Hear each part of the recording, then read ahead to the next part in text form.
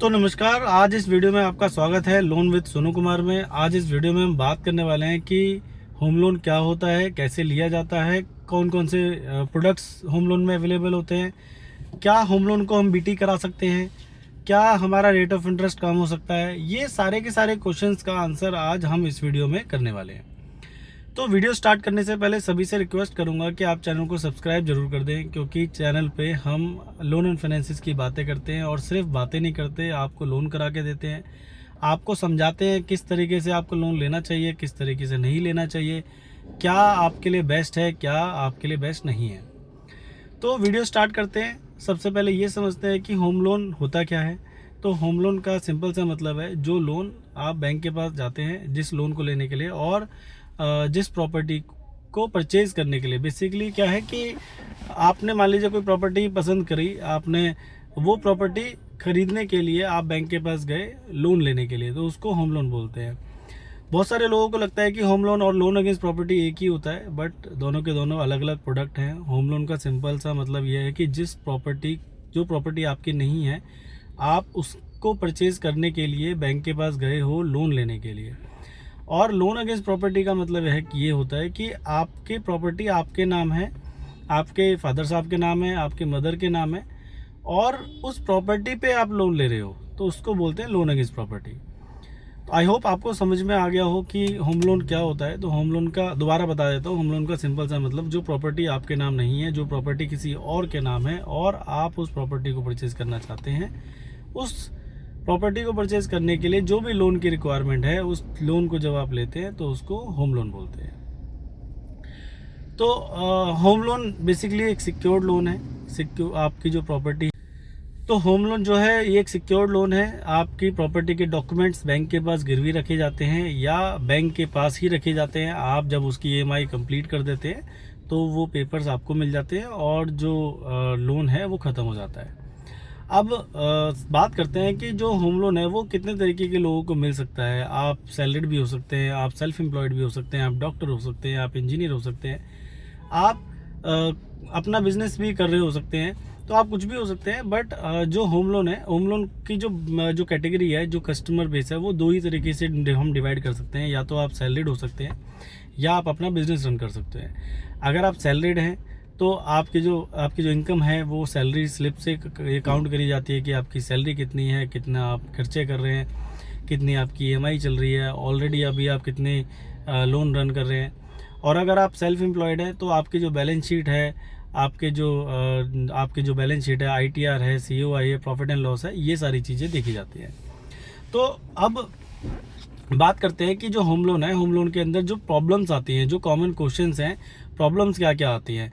Product, ये जो home loan का प्रोडक्ट है, प्रोडक्ट तो बहुत सिंपल सा है कि आपने प्रॉपर्टी पसंद करी, प्रॉपर्टी पसंद करने के लिए आप बैंक के पास गए, बैंक ने उस पर होम लोन दे दिया।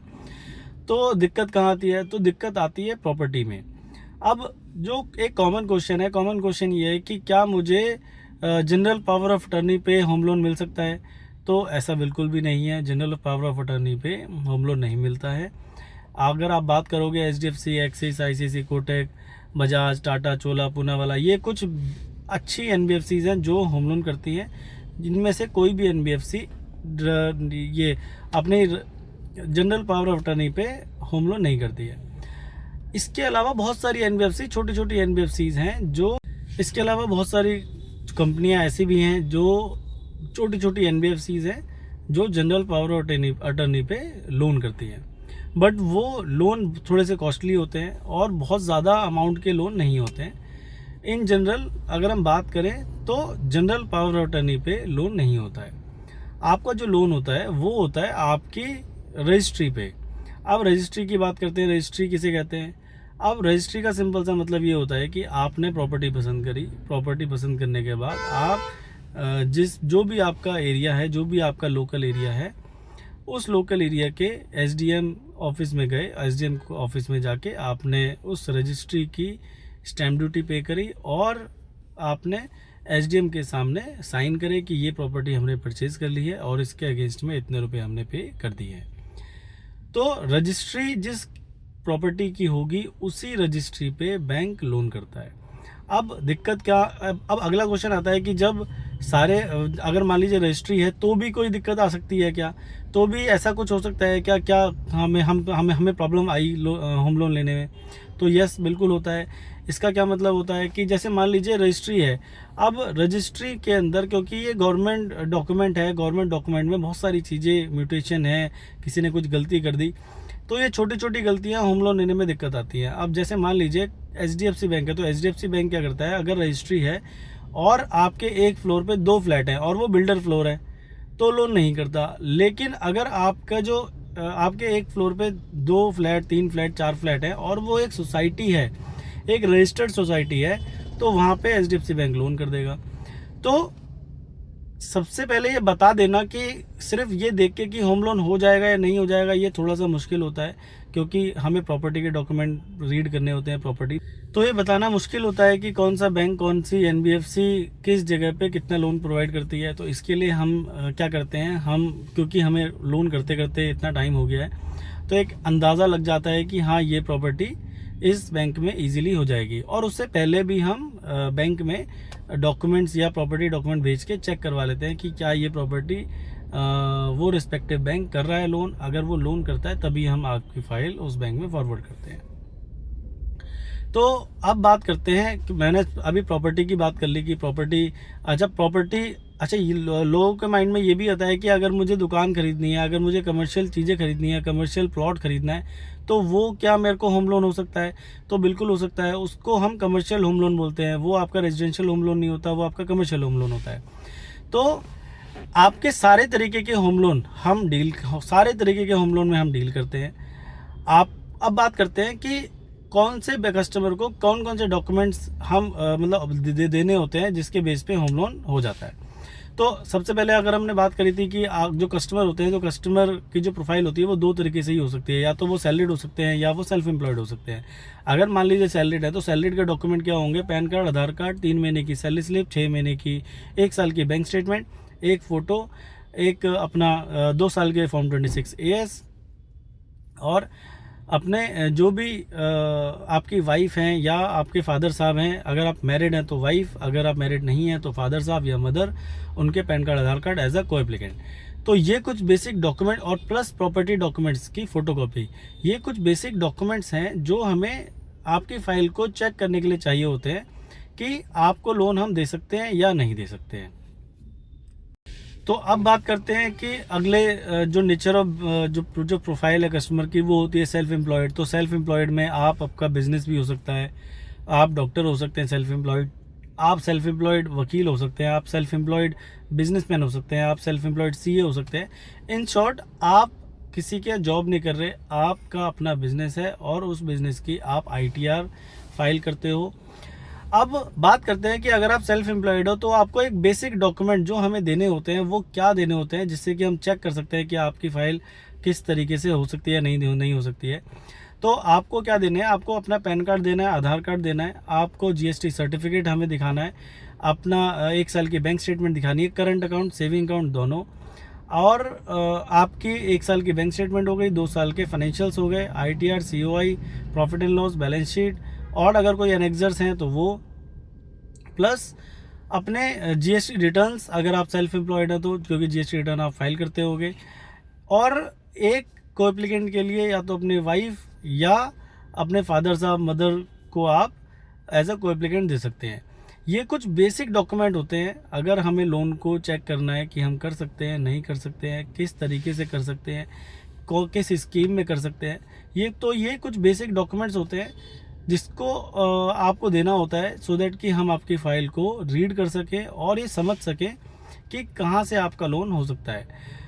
प्लस इसके साथ एक डॉक्यूमेंट जो दोनों ही प्रोफाइल में मैंडेटरी है, वो है आपके प्रॉपर्टी डॉक्यूमेंट। तो प्रॉपर्टी डॉक्यूमेंट भी आपको देने होते हैं, मतलब फ़ोटोकॉपी देनी होती है, क्योंकि अगर आप जब तक आप प्रॉपर्टी परचेज़ नहीं करोगे उससे पहले तो आपको प्रॉपर्टी डॉक्यूमेंट नहीं मिलते हैं। तो तो आपको हमें प्रॉपर्टी डॉक्यूमेंट की फ़ोटोकॉपी देनी होती है, जो आप अपने सेलर से ले सकते हैं, जिससे कि आप ये चेक करवा सकते हैं कि आपका लोन जो है वो हो पाएगा या नहीं हो पाएगा, क्या प्रॉपर्टी क्लियर है या नहीं है। प्रॉपर्टी क्लियर का मतलब यह है कि उस पर कोई डिस्प्यूट तो नहीं है, उस पर कोई दिक्कत तो नहीं है, उस पर कोई केस तो नहीं चल रहा। ये सारी चीज़ें बैंक चेक करता है। अब बात करते हैं कि मान लीजिए कुछ प्रॉपर्टी तो ऐसी होती हैं कि जिनका हमें पता होता है कि इसमें कोई डिस्प्यूट नहीं है, इसमें कोई दिक्कत नहीं है, तो वहाँ पे बैंक के अलग ऑफर्स होते हैं। अब मान लीजिए कुछ प्रॉपर्टी ऐसी है जहाँ पे बैंक का इतना एक्सपोजर नहीं है, या वो प्रॉपर्टी को चेक करवाना पड़ेगा कोर्ट के अंदर, तो उसके लिए एक फ़ीस लगती है। आपको बैंक के नाम पे एक चेक देना होता है, जो भी बैंक की स्कीम है उसके अकॉर्डिंग, जिससे कि 1000, 2000, 3000, 4000 के आसपास का चेक होता है, जो कि आपकी लीगल की फ़ीस होती है। आपका जो लोन होगा, लोन जो आपकी प्रॉपर्टी होगी, जिस प्रॉपर्टी के केस पे आप होम लोन ले रहे हो, उस प्रॉपर्टी को चेक कराने के लिए एक लीगल फ़ीस जाती है, जिसमें क्या होता है कि बैंक का एक वकील आपकी जो भी अथॉरिटी है, जो भी लोकल अथॉरिटी है, उस लोकल अथॉरिटी पे जाता है और वो डॉक्यूमेंट निकलवाता है कोर्ट से, और ये वेरीफाई करके देता है कि आपके ये डॉक्यूमेंट ओरिजिनल हैं, सही हैं या नहीं हैं, और उस प्रॉपर्टी की क्या वैल्यू चल रही है आज की डेट में मार्केट में। अब वैल्यू का मतलब क्या होता है कि होम लोन में अगर या प्रॉपर्टी लोन में क्या होता है कि आप बोलो तो कुछ भी वैल्यू हो सकती है। मतलब आप जो मान लो आपने बोली आपकी जो प्रॉपर्टी है उसकी वैल्यू 1 करोड़ रुपए है, तो बैंक ऐसा नहीं मानता कि 1 करोड़ रुपए है। बैंक क्या करता है, उसकी वैल्यूएशन करवाता है। वैल्यूएशन कौन करता है? वकील करता है। वैल्यूएशन वकील करके अपनी एक रिपोर्ट बना के देता है कि एज पर हिम कि उस प्रॉपर्टी की जो आप परचेज कर रहे हो उसकी एक्चुअल वैल्यू बैंक के हिसाब से क्या है। आप उस प्रॉपर्टी वैल्यू का से डबल भी परचेज कर सकते हो, कम भी परचेज कर सकते हो, बट बैंक की नज़रों में उसकी क्या वैल्यू है, और बैंक फिर उसके हिसाब से आपको लोन सैंक्शन करता है। तो इसीलिए बहुत सारी बहुत सारी कॉम्प्लेक्स चीज़ें हैं इसके अंदर। होम लोन के अंदर बहुत सारी टेक्निकल चीज़ें होती हैं, तो इसलिए बहुत सारी टेक्निकल चीज़ें होती हैं होम लोन के अंदर, जिसको हमें पूरा देखना होता है, पूरा समझना होता है। उसके बेस पे ही आपको हम लोन करवा के देते हैं। तो अगर आपकी रिक्वायरमेंट है होम लोन की, अगर आप दिल्ली एनसीआर में हैं या आप इंडिया के किसी भी कोने से हैं और आपकी प्रॉपर्टी रजिस्टर्ड है, प्रॉपर बिल्डर फ्लैट हैं या एक रजिस्टर्ड सोसाइटी है, तो ये वो एरिया हैं जहाँ पे बैंक इजीली लोन करता है। तो अगर आपकी होम लोन की रिक्वायरमेंट है तो आप हमें कॉल कर सकते हैं। स्क्रीन पे दिए नंबरों पे आप हमें कॉल करिए, हम आपको गाइड करेंगे किस तरीके से, किस बैंक से, किस एनबीएफसी से आपको लोन मिल सकता है और ईजिली लोन मिल सकता है। तो आज के लिए इतना ही। कल हम एक नई वीडियो के साथ आपके साथ आएंगे, जिसमें हम एक नए प्रोडक्ट के बारे में बात करेंगे, नए प्रोग्राम के बारे में बात करेंगे कि किस तरीके से आपको लोन मिल सकता है। तो बहुत बहुत धन्यवाद। आप स्क्रीन पे दिए नंबरों पे कॉल करिए और हमारी टीम से कनेक्ट करिए, जो आपको पूरा गाइड करेगी कि कैसे क्या करना चाहिए, क्या नहीं करना चाहिए। बहुत बहुत धन्यवाद।